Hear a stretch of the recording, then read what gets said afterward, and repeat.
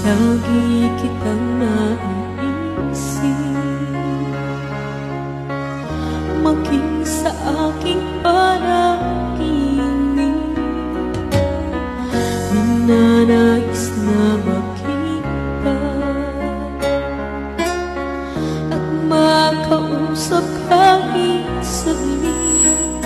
Umaasa na palagi yakap at kapiling.